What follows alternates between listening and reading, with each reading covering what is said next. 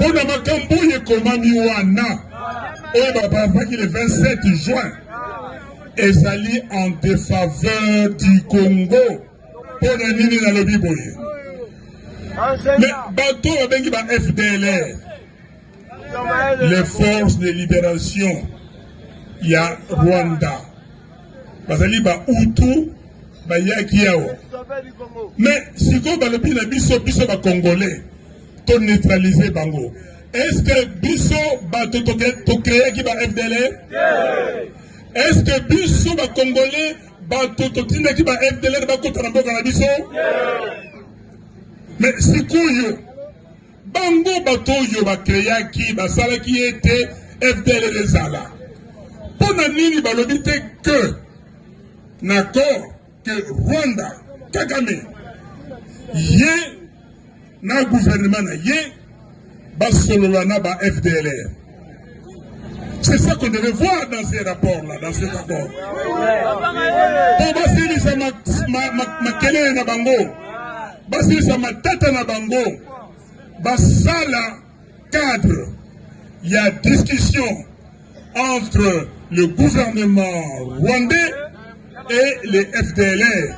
C'est bon été. Yango na biso na la muka. Tango bandeko bakeneki na Angola, na Luanda, signé Makambona balobi que oh non, le gouvernement congolais doit neutraliser le FDLR. Nous avons dit que ce gouvernement-là a capitulé.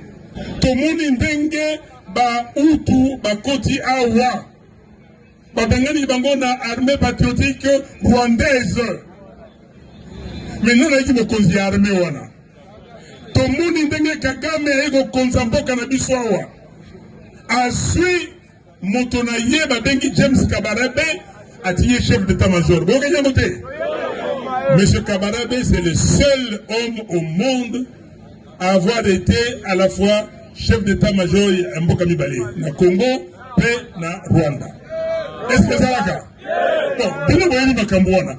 Tango bango ba Rwandais bazali ko konzamboko yo ba ko kambamboko yo bazui kuna na Kivu, mais pona nini ba neutraliser ki ba FDLR te ndenge nini biso ko ndima charge wana ba benga na français ali piège, ezali piège yango na boni Kagame abaloni sikoyo makambo ndenge bolobaka 4 me koma nini 6 me koma nini.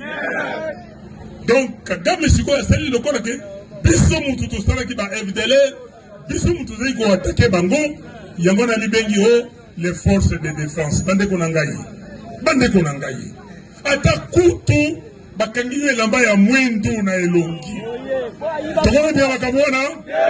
Tolobi na Tshisekedi akeba parce que zali piège monene. Likambo zali boye. Kagame azali na posa mabele na biso, Kagame azali na posa richesse na biso. Est-ce que tu connais Bayango?